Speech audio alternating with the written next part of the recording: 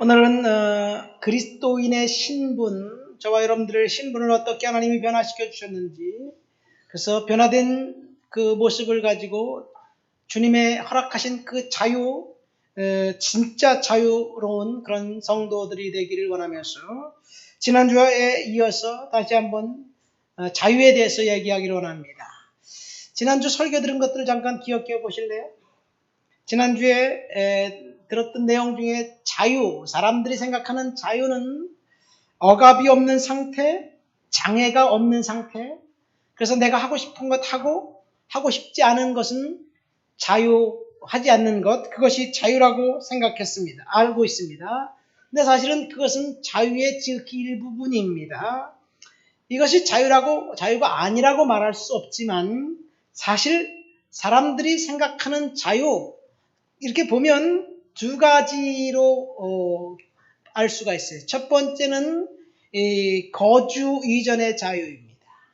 내가 마음대로 가고 싶을 때 가고 싶지 않으면 안 가고 마음대로 출입할 수 있는 자유가 가장 커요. 그것에 걸리면 사실은 비참해지는 거예요. 예를 들어서 그런 거예요. 여러분, 우리가 돈을 많이 벌었어요. 돈이 넉넉해요. 그럼 그 돈을 쓰려고 여기저기 왔다 다니고 여행을 다녀야 되잖아요. 근데 너 돈을 많이 번 건 좋은데 그냥 네가 살고 있는 그 동네에서만 살아라. 예? 그러면 돈 벌고 싶은 마음이 생기겠어요? 돈을 벌어서 해외여행도 가야 되는데 태어난 동네를 떠나지 말고 평생 거기 살아라. 그러면 돈 벌 의미가 없는 거예요. 그러니까 돈보다 더 중요한 것은 거주를 얼마나 자유롭게 하느냐 이거예요. 두 번째는 자기결정권입니다. 내가 결정하고 내가 판단하고 내가 행동하는 거예요. 물론 이 자기결정권의 자유를 동성애자들이 성적인 자기결정권이라고 이야기하면서 동성애를 부르짖습니다. 왜곡된 자기결정권입니다. 이 자기결정권도 마찬가지예요. 또다시 돈을 한번 생각해 봅시다. 내가 돈을 많이 벌었어요.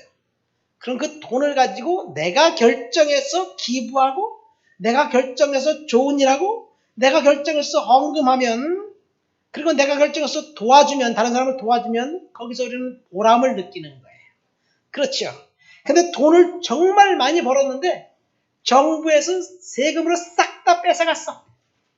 그리고 난 다음에 내가 다른 사람을 돕는 것보다 더 잘 도와준다 하더라도 사회복지 제도화에서 그 불쌍한 사람들에게 더 잘 도와준다 하더라도 내가 돕지 않고 빼앗겼기 때문에 분노하는 거예요. 그렇잖아요.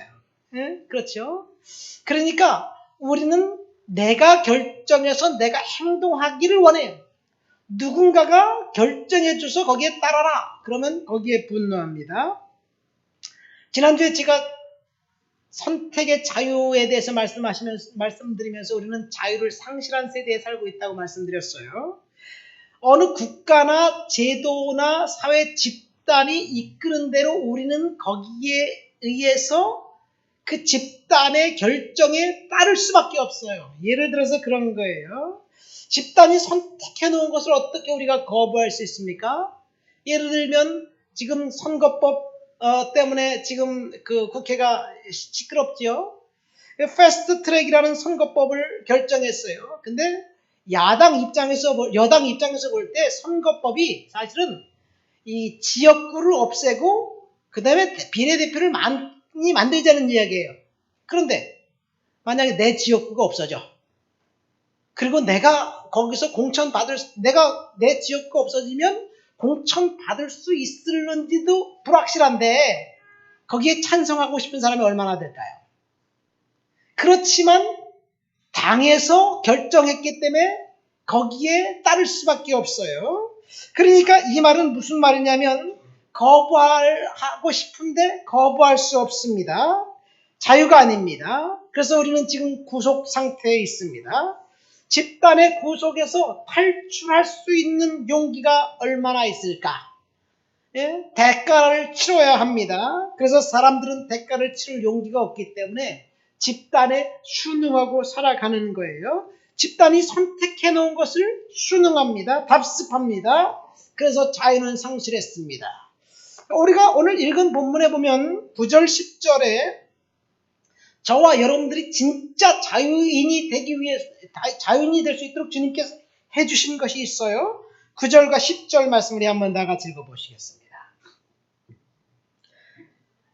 그러나 너희는 택하신 족속이요 왕같은 제사장들이요 거룩한 나라요 그의 소유가 된 백성이니라. 이는 너희를 어두운 데서 불러내어 그의 기이한 빛에 들어가게 하신 이에 아름다운 덕을 선포하게 하려 하심이라. 너희가 전에는 백성이 아니더니 이제는 하나님의 백성이요 전에는 긍휼을 얻지 못하더니 이제는 긍휼을 얻은 자니라. 이 구절에서 우리의 신분이 하나님의 은혜 아래서 바뀌었다고 이야기합니다. 우리의 바뀐 신분, 그래서 제목을 신분 세탁이라고 잡았어요. 우리의 진짜 시민권은 이 세상에 속한 사람들이 아니라 우리의 진짜 시민권은 하나님의 나라에 속해 있다고 이야기합니다. 우리의 진짜 신분은 뭐냐? 왕같은 제사장, 선택받은 하나님의 나라의 백성이라고, 거룩한 하나님의 나라의 백성이라고 이야기합니다. 이 신분으로 하나님께서 저와 여러분들의 신분을 세탁해 주셨습니다. 사실 성도 한 사람 한 사람이 왕같은 제사장이에요. 우리는 제사장들입니다. 여기서 만인 제사장이라는 그런 말이 나왔습니다. 만인 제사장, 누구나 예수 믿는 사람은 제사장이다 라는 주장은 누가 시작을 했느냐? 500년 전에 루터라는 사람이 종교개혁을 하면서 만인 제사장 이야기를 했습니다. 근데 사실은 루터는 만인 제사장이 화두를 던졌지만 모든 사람이 제사장이다 라고 해서 제사장 역할을 할 수 있게 된 것은 그로부터 200년이 지나고 난 다음에 이 감리교 운동이 일어났을 때 존 웨슬리에 의해서 시작됩니다. 사실 루터는 성직자 제도 자체를 부정하지 않았습니다. 루터는 안수받은 천주교의 신부였습니다. 그래서 루터는 사제직은 신도들이 동의했을 때 사제직을 수여할 수 있다고 생각했습니다. 그리고 사제 임명은 누가 사제 임명을 받아야 되느냐? 설교자로서 사제를 임명했습니다. 그러니까 루터의 관점에서 보면 성직자는 설교자입니다. 그런데 가만히 생각을 해보세요. 우리 장로교를 시작한 사람을 존 깔뱅이라고 해요. 깔뱅은 천주교에서 사제로 서품받은 적이 없습니다. 그렇다고 종교개혁을 해서 개혁교회에서 목사 안수 받았느냐? 목사 안수 받은 적이 없어요. 그런데 그는 평생 동안 설교자로 살았습니다. 평생 동안 성직자 역할을 했습니다. 그래서 개혁자들 입장에서 보면 성직자들이나 밭에서 농사하는 농부나 밭에서 부엌에서 일하는 주부나 다 똑같이 중요한 사역자라고 봤습니다. 하지만 루터는 달랐어요. 루터는 성직자는 설교자라고 본 거예요. 그러니까 종교개혁자들, 특별히 루터가 만인 제사장을 부르짖은 이유는 천주교에 대한 교권에 대한 저항 측면이 큽니다. 왜 교권에 대한 저항을 했느냐? 이 제사장 직분을 사제가 갖고 있다고 생각하면서 신도들로 하여금 올바르게 인도하지 않았기 때문에 그래요. 이 제사장의 특권만 향유하려고 했기 때문에 그렇습니다. 자, 구약 성경에 보면 제사장의 특권이 딱 두 가지입니다. 첫 번째는 하나님께 나갈 수 있는 특권입니다. 제사장만이 하나님께 나갑니다. 평신도는 하나님께 나갈 수 없어요. 그래서 헤롯 성전, 예수님 당시에 예루살렘 성전을 헤롯 성전이라고 합니다. 헤롯 성전은 제사장의 뜰로 둘러싸여 있습니다. 그리고 그 안에 성소와 지성소가 있습니다. 성소와 지성소를 제사장의 뜰, 성소와 지성소 그 안에는 누가 들어가느냐? 오직 제사장들만 들어갑니다. 그리고 지성소 안에는 1년에 딱 한 번 대제사장이 들어갑니다. 그리고 율법을 만들었습니다. 일반 평범한 사람들이 제사장의 뜰 안으로 성전 안으로 들어오면 사형에 처한다는 규정을 만듭니다. 그러니까 일반 신도들은 하나님을 예배하는 그 예배 집에 들어갈 수가 없었어요. 하나님께 나가는 일은 오직 제사장들만 가능했습니다. 그러니까 예루살렘 성전, 거룩한 하나님의 집인 예루살렘 성전이 가장 타락한 장소가 된 거예요. 얼마나 타락한 장소가 되었는지 정말 비참하게 타락한 장소가 되었어요. 거기 누가 있었다고요? 제사장들만 있었어요. 하나님을 모시는 사람들만 있었어요. 하나님을 만나는 사람들만 있었어요. 어떻게 하나님을 만나는 사람들만 모인 곳이 그렇게 타락한 장소가 되었는지 우리는 거기서 주는 치사하는 바가 큽니다. 제사장의 두 번째 특권은 희생 제사를 드리는 특권입니다. 일반 평범한 사람들이 양이나 염소나 짐승을 갖고 제사장이 갖고 오면 이 일반 사람들이 그 자기 머리와 짐승의 머리에 손을 얹어요. 그리고 자기들을 짐승에게 전가시킵니다. 그리고 이 백성들이 자기가 갖고 온 양을 자기가 잡습니다. 그때까지는 제사장이 뒷짐지고 아무것도 안 해요. 그리고 난 다음에 그 잡은 제물을 제단 위에 올려놓고 불을 피우고 그 피를 받아서 이 제단에 뿌리는 역할을 제사장이 했습니다. 그러니까 구약시대의 제사장은 대단히 특권을 갖고 있었어요. 오직 제사장만 갖고 있었던 특권을 천주교회가 시작하면서 그 제사장의 권한을 사제에게 줍니다. 교회가 제도화되면서 결국 사제의 특권과 권한은 점점 커지고 강조됩니다. 루터가 종교개혁을 할 수 있었던 이유는 사실은 인쇄술의 발전 때문에 그래요. 이 종교개혁하기 이전에 사람들은 성경을 알지 못했습니다. 진짜 부자와 귀족과 왕족이라도 성경을 한 권 갖고 있을 수가 없었어요. 그 이유는 그때까지 성경은 파피루스에 두루마리를 썼어요. 두루마리에 손으로 필사해 놓은 성경이에요. 근데 손으로 필사해 놓은 필사자들, 서기관들은 아주 고급 인력들이에요. 공부를 많이 한 사람, 그래서 라틴어를 아는 사람들이에요. 그 사람이 필사를 합니다. 성경 한 권 써요. 근데 마태복음 한 권 쓰는데 약 26개월이 걸려요. 26개월. 마태복음 한 권 쓰는데 26개월 걸리니까 한 달에 300만 원이라고 월급을 보면 한 8천만 원 되는 거예요. 마태복음 하나가 8천만 원. 이렇게 따지면 신구약 성경 두루마리를 다 갖고 있으려면 한 50억 정도가 들어요. 그러니까 일반 신도들은 성경을 접근할 수가 없는 거예요. 그러니까 성경도 수도원이나 큰 교회, 거기에 뭐 일부 성경이 있어요. 그래서 신부들이 읽어주는 성경을 듣고 암기하고 받아 적고 그래야만 했습니다. 그런데 이 구텐베르크라는 사람이 인쇄술을 발견하고 난 다음에 이 성경이 번역되어서 모국어로 성경을 읽기 시작한 거예요. 그러니까 성경 말씀에 보니까 세상에 지금까지 들어왔던 내용이 아니에요. 성경을 모르니까 당연히 자기들이 제사장이라고 특권 의식을 갖고 있지만 예수 그리스도를 통해서 제사장들은 모든 예수 믿는 사람들이 다 제사장들이 되었다라고 제사장과 백성 사이에 구별이 없어졌습니다. 이전에 제사장들에게 제한되었던 특권을 모두가 공유하게 된 거예요. 그래서 성경은 우리 모두가 다 제사장이다라고 선언하고 있습니다. 그러니까 우리 모두는 그리스도를 통해서 예수 그리스도의 보혈을 통해서 히브리서는 이렇게 기록하고 있어요. 우리가 예수의 피를 힘입어 성소에 들어갈 담력을 얻었다. 히브리서 10장 19절부터 22절까지 그렇게 되어 있습니다. 예수 그리스도의 피를 힘입어 성소에 들어갈 담력을 얻었다. 성소는 누구만 들어가느냐? 제사장들만 들어가는 거예요. 그런데 우리가 들어갈 수 있게 되었습니다. 그리스도를 통해서 신령한 예배 가운데 하나님의 임재 안으로 들어갈 수 있게 되었다는 거예요. 이것이 만인 제사장직입니다.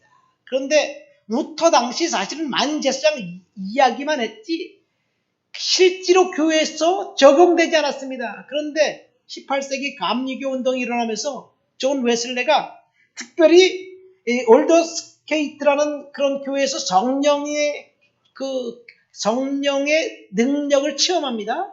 성령 체험하고 난 다음에 밴드를 만들고 속회를 만들고 그 다음에 모여서 성경 보고 기도하고 전도할 때 그 요한 웨슬리 곁에 서 있었던 사람들은 다 평신도예요. 딱 요한 웨슬리 한 사람만 성공회에서 서품받은 사제였습니다. 그 외엔 다 평신도예요. 평신도가 설교하고 평신도가 전도하고 평신도가 어린아이 가르치고 다 했습니다. 그러니까 요한 웨슬리 이후에 완전히 평신도들이 만인 제사장으로서 역할을 감당하게 됩니다. 물론 오늘날 감리교는 더 성직제도에 얽매여 있는 것 같아요. 감리교는 목사들도 다 저희 그 서열이 있어요. 정일품, 종일품 막 이렇게 해서 옛날 그 조선시대 왕들에게 신하들의 뭐 품계가 있는 것처럼 품계가 있습니다. 어쨌든 오늘 저와 여러분들은 그냥 제사장이 아니라 왕 같은 제사장이라고 이야기합니다. 저와 여러분들에게 어떤 특권을 주셨느냐? 제사장들이 갖고 있었던 특권, 그것을 주셨어요. 아까 제사장들이 갖고 있었던 특권이 뭐라고 그랬어요? 첫 번째, 하나님께 나아갈 수 있는 특권. 두 번째, 희생 제물을 드릴 수 있는 특권. 사실 구약 성경에 보면요, 하나님께 아무나 못 나갔어요. 모세가 하나님의 임재 가운데 갔다 오니까 백성들이 두려워서 벌벌 떨면서 백성들이 당신이 가서 하나님 만나고 우리에게 얘기해 주십시오. 그렇게 얘기합니다. 이사야 선지자도 마찬가지예요. 오늘 오후에 이사야 이야기를 잠깐 할 텐데 이사야 선지자가 하나님의 얼굴을 봤어요. 그러면서 이제 이렇게 고백합니다. 이제 나는 죽게 되었다. 입술이 부정한 죄인이 하나님을 봤다. 나는 죽게 되었다. 그러니까 천사가 와서 이 제단 하나에서 핀 숯을 가져다가 입술에 대면서 이제 내 죄가 사해졌다. 그러면서 이 사명을 줍니다. 중요한 것은 하나님을 만나고 죽을 수밖에 없었던 거예요. 구약시대에는. 그런데 오늘날은 저와 여러분들이 예수 그리스도의 보혈 때문에 하나님을 만날 수 있는 특권을 허락해 주셨습니다. 이것이 왕 같은 제사장이 우리의 신분을 완벽하게 세탁해 주셨습니다. 죄인에서 왕실에 살고 있는 특별한 제사장 역할을 저와 여러분들에게 주셨어요. 과거에는 죄인이었지만 이제는 축복의 사람이 되었습니다. 믿습니까? 이것이 저와 여러분들의 신분을 세탁해 주신 첫 번째입니다.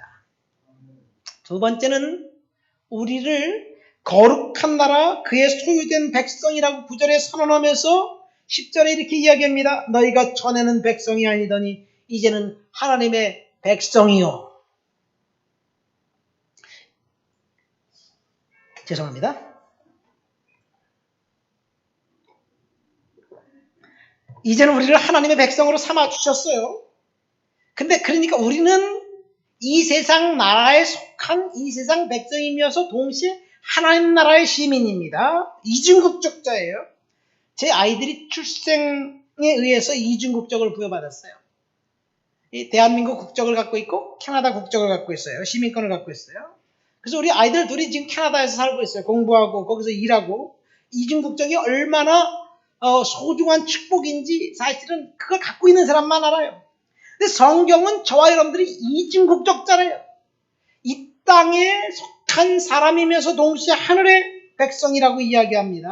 여러분, 하늘나라 시민이 어떤 상태인지 그걸 알려면 이 세속나라, 이 세상 나라가 어떤 나라인지 알면 됩니다. 여러분, 우리가 살고 있는 이 세상 나라, 대한민국, 일본, 미국, 이 세상 나라가 있잖아요.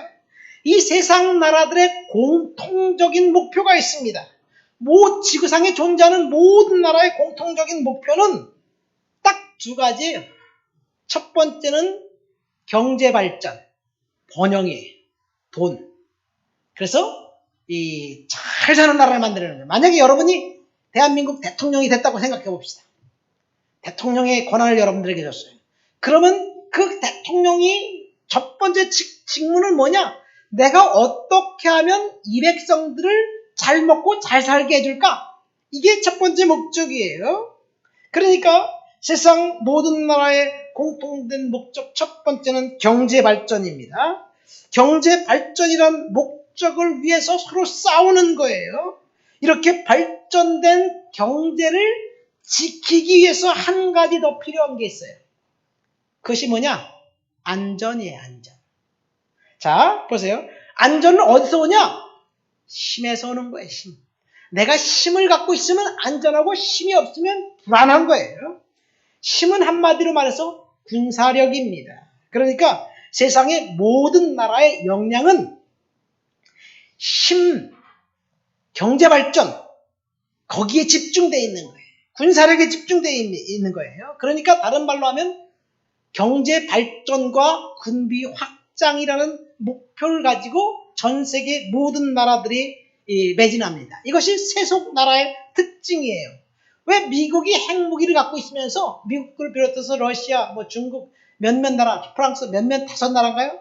그 핵무기를 갖고 있어요. 그러면서 다른 나라들 핵무기를 못 만들게 해요. 그러니까 몰래 인도가 핵무기를 만들어서 갖고 있는 그런 나라가 됐어요. 그러니까 인도가 만드니까 파키스탄도 만들어서 핵 보유국 지위를 얻었어요. 그런 다음에 더 이상 허용하지 않는데 북한이 지금 핵 보유국 지위를 얻으려고 그렇게 안간힘 쓰고 있는 거예요. 여러분, 힘이 없는 나라는 지상에서 사라지게 돼 있어요. 그렇기 때문에 경제 발전보다 더 중요한 것이 군비예요. 왜냐하면 생존의 문제이기 때문에 그렇습니다. 고구려 때부터 우리 민족과 전쟁을 일으키면서 북방의 영토를 차지하려고 했던 민족이 있어요. 그 민족이 어떤 민족이냐? 거란족이에요. 거란족. 거란족은 한때 북방에 큰 나라를 만들었습니다. 그래서 요나라는 나라를 만들어가지고 당나라 말기 당과 고구려와 대적했습니다. 결국 나당 연합군에 의해서 위축된 나라 고구려가 거란에 의해서 멸망당한 거예요. 그리고 나중에 거란족은 발해 멸망에도 이제 관여합니다. 그래서 발해가 멸망했어요. 그러니까 우리 민족하고 거란은 굉장히 좀 이렇게 앙숙이에요. 그런데 거란이라는 나라가 고려 시대에 잠깐 서하라는 나라로 존재해요. 송나라와 고려의 틈바구니 속에 존재하다가 어느 순간에 싹 사라져버렸어요. 지구상에서 없어져 버렸어요. 거란족이 없어진 이유가 뭘까 모르겠어요. 그렇지만 이렇게 역사적인 자료를 찾아보면 거란족이 없어진 이유는 몽골의 활약과 맥을 같이 합니다. 몽골이 이 아시아와 유럽을 지배하면서 몽골 인구가 적으니까 거란족을 대거 유입해서 몽골 기병대의 요직으로 삼습니다. 중간 관리를 삼아요. 그러면서 거란은 몽골에 흡수되고 결국 없어지고 맙니다. 자, 힘이 없는 나라는 없어지게 되어 있어요. 물론 지금 중국과 베트남 국경의 윈난성의 어느 한 작은 마을에 자기들이 거란족의 후예다라고 이야기하는 사람도 있어요. 왜냐하면 조상들의 묘지에 보니까 거란 문자가 있기 때문에 그렇습니다. 어쨌든 거란족은 없어졌습니다. 세상 나라의 특징이에요. 이것이 군사발전과 경제력입니다.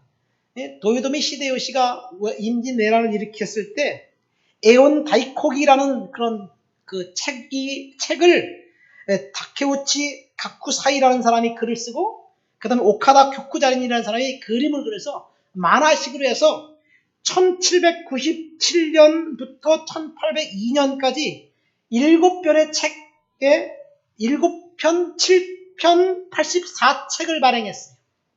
이 임진왜란과 정의대란 때 그때 그 책에 보면 임진왜란 때는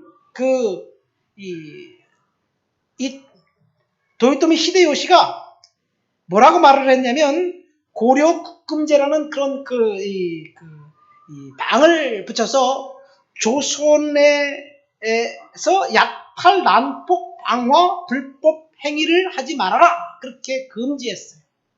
그래서 일본 분들이 조선의 약탈, 방화, 강간 이런 거 하지 않고 그냥 물밀듯이 몰려가서 조선을 점령했어요. 왜냐하면 단기간에 조선을 점령하고 그 다음에 이 중국을 정복하기 위해서 강력한 그런 명령을 한 거예요. 조선 인민의 호응을 받아야 되니까 그럴 수밖에 없어요. 그러나 전쟁이 장기화되면서 그 명령은 제대로 지켜지지 않습니다.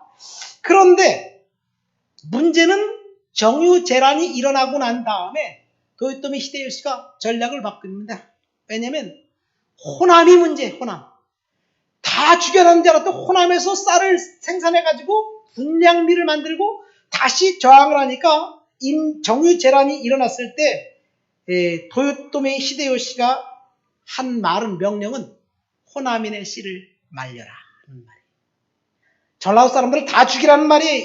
이 말이 어디 나왔냐면 아까 제가 이야기한 그 에온 다이곡이라는 책에 나와 있습니다.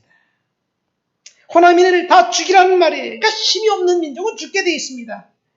이 난중 잡록에 보면 이 도요토미 히데요시가 이런 명령을 합니다. 해마다 군사를 보내어 그 나라 사람을 다 죽여 빈 땅을 만든 후 일본 서도의 사람을 이주시킬 것이니 10년을 이렇게 하면 성공할 수 있을 것이다. 10년 동안 고려인의 조선 사람들의 씨를 다 잡아 죽이라는 얘기예요. 선조실록에 보면 이 조선군에 잡힌 외장 후쿠다 간스케 말에 의하면 이런 지침이 전달된 것이 기록되어 있어요. 남녀노소를 막론하고 걸을 수 있는 자는 다 사로잡아가고 걷지 못하는 자는 모두 죽여라. 조선에서 사로잡은 사람들은 일본에 보내 농사짓게 하고 일본에서 농사짓던 사람들을 군사를 만들어서 해마다 조선을 침범해라. 아울러 중국까지 침범할 것이다. 이런 이야기를 합니다. 그러니까 도요토미 히데요시는요, 호남인을 죽일 뿐만 아니라 개, 짐승까지 싹 다 죽이라고 명령했습니다. 이것이 세상 나라예요. 힘이 없으면 멸망당할 수밖에 없습니다. 세상 나라 관점에서 볼 때 우리나라가 어디로 가고 있는지 우리는 분별해야만 합니다. 기도하고 회개하고 금식하면서 기도해야 됩니다. 우리나라 풍전등화 같습니다. 세상 나라가 추구하는 것은 경제력과 군비라고 얘기했잖아요. 경제력은 돈을 말합니다. 돈은 번영을 상징합니다. 그런데 세상 나라의 제도는 우리가 다 알고 있듯이 딱 두 가지, 자본주의와 공산주의입니다. 사회주의입니다. 자본주의와는 무한 경쟁이고 적자 생존입니다. 건전하게 경쟁해서 살아남는 것이 자본주의예요. 그러니까 내가 땀 흘려 열심히 일해서 살아남아서 부자가 되는 게 자본주의입니다. 그러나 사회주의 모토는 평등입니다. 우리가 다 알잖아요. 공평하게 서로 잘 나눠서 잘 평등하게 살면 얼마나 좋겠어요. 이것이 이론적인 배경입니다. 그런데 여기 한 가지 맹점이 있어요. 인간이 죄인이라는 사실을 간과했어요. 누구나 다 열심히 일해서 일한 만큼의 대가가 자기에게 온다면 열심히 일합니다. 그런데 다 열심히 일했는데 똑같이 나눠준다. 그러면 거기에 반드시 무임승차하려는 사람들이 있게 돼 있어요.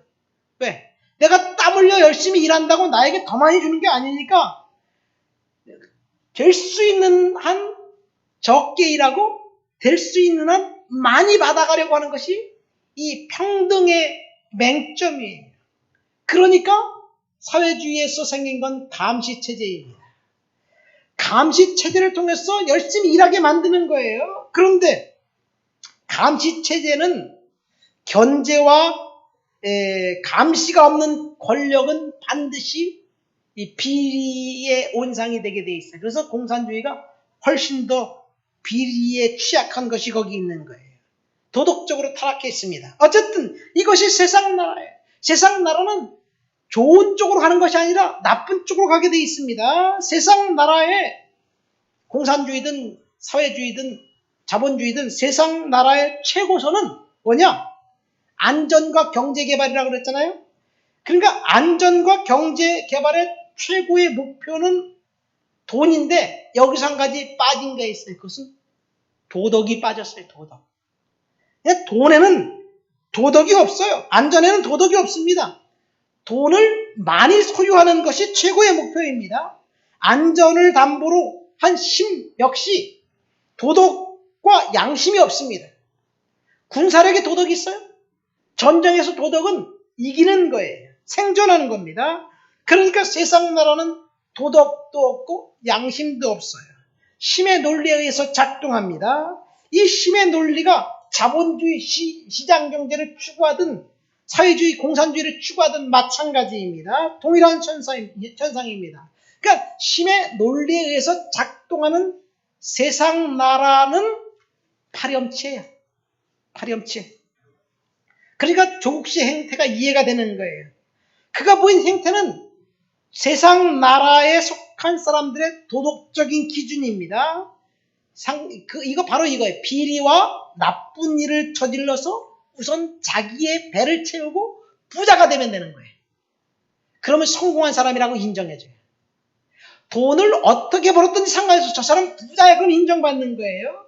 그런데 과도한 욕심 때문에 그가 저지른 비리가 발각되었을 때 누구나 다 비리다, 나쁜 짓을 저질렀다. 그렇게 이야기하지만 본인이 그 다음에 할 수 있는 것은 오리발 내미는 거예요. 발뺌부터 하고 봐야 됩니다. 안 그랬다고 부정부터 하고 봐야 됩니다. 왜 그렇습니까? 내가 그렇게 했다고 인정하는 순간 법적인 제재를 받기 때문에 그랬어요. 잘못을 인정하면 그 다음 수순은 그에 대한 책임을 져야 되기 때문에 그래요. 그러니까 잘못을 했어도 오리발 내물고 발뺌부터 해야 됩니다. 그래서 소송이 일반화된 거예요. 네, 세상 나라 그런 거예요. 소송이 일반화된. 왜냐하면 상대방이 아니라고 자꾸 우기니까 소송을 통해서 법적으로 판단을 받으려고 합니다. 그래서 소송이 일반화된 거예요. 더 웃긴 게 뭔지 아세요?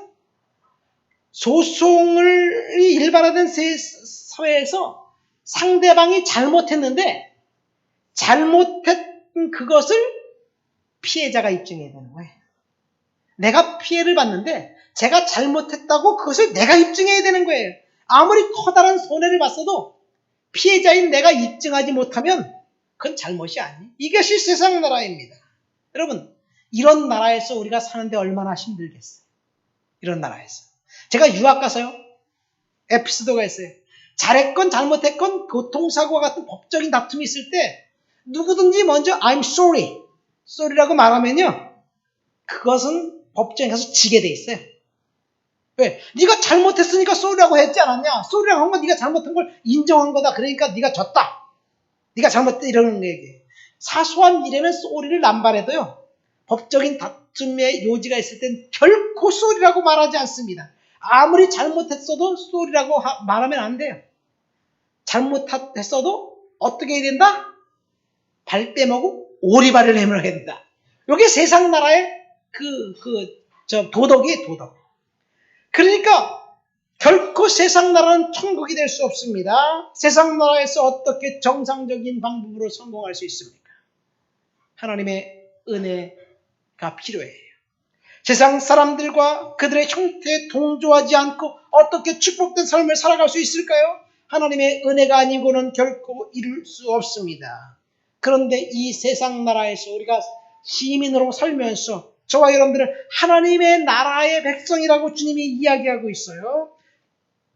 그러면 하나님의 나라는 어떤 나라인지 잠시 생각해 볼까요?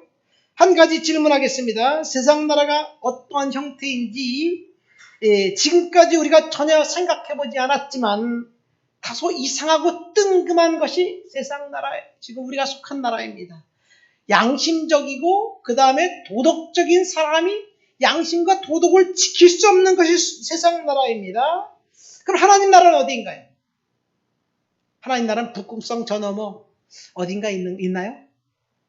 1917년인가요? 화이트홀, 블랙홀이라는 것이 1915년에 블랙홀 이론을 아인슈타인의 어떤 이론에 의해서 개념화시켰어요. 블랙홀 반대 개념인 화이트홀이 천국일까? 하나님의 나라일까?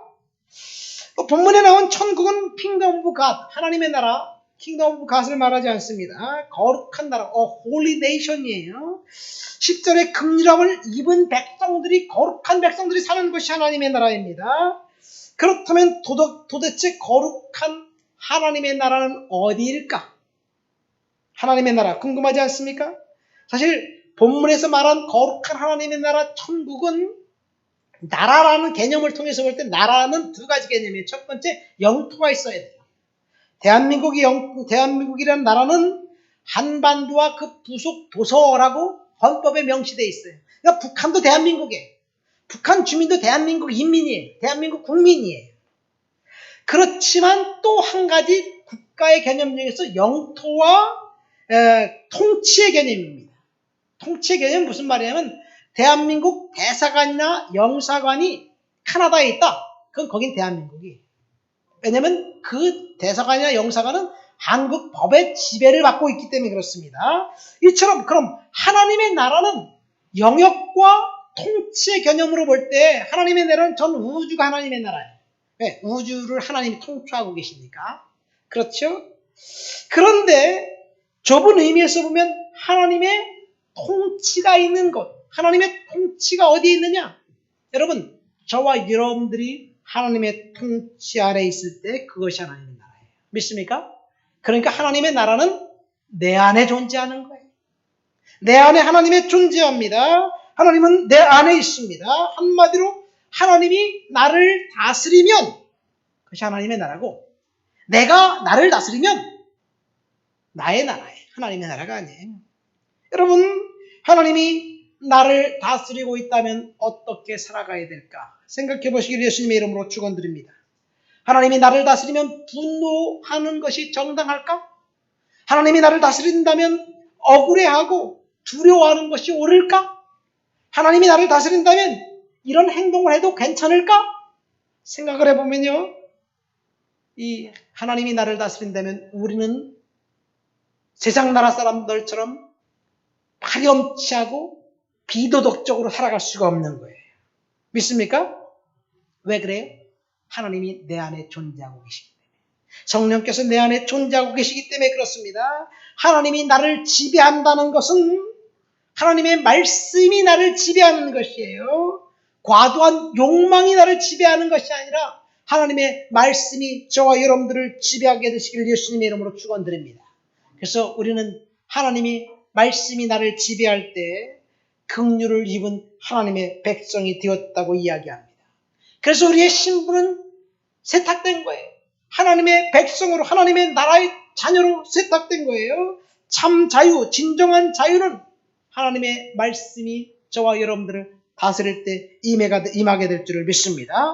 우리가 이 세상 나라에 속해서 세상이 가져다주는 욕망과 욕심과 욕구대로 산다면 결코 우리는 자유로울 수가 없습니다. 참 자유는 하나님의 말씀에 순종할 때 거기서부터 시작됩니다. 말씀을 맺습니다. 우리의 신분을 하나님께서 완벽하게 바꿔주셨어요. 세상 나라에 살면서도 하나님의 나라의 백성이 되었습니다. 과거에는 저주 아래 있었지만 이제는 축복과 긍휼 아래 있는 하나님의 백성 되었습니다. 그래서 하나님께서 말씀하셔요. 너희는 왕 같은 제사장이라고. 택한 나라, 거룩한 백성. 하나님께서 그렇게 말씀하셨습니다. 이제 우리 신분은 완벽하게 세탁되었습니다.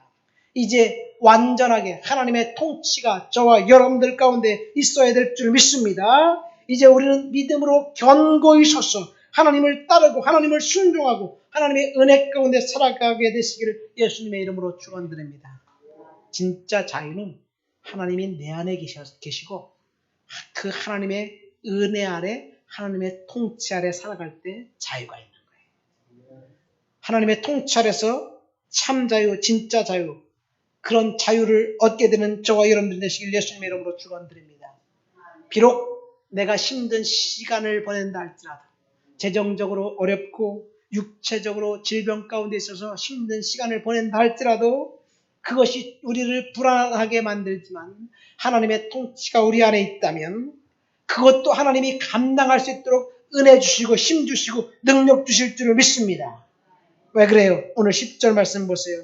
전에는 긍휼을 얻지 못하였더니 이제는 긍휼을 얻은 자니라. 하나님께서 우리의 신분을 그렇게 선언해 주셨습니다. 이것은 하나님의 약속입니다. 우리 다 같이 주님을 바라보면서 믿음으로 달려 나가시기를 예수님의 이름으로 축원드립니다. 기도합시다. 다 같이 통성으로 말씀을 생각하면서 기도합니다.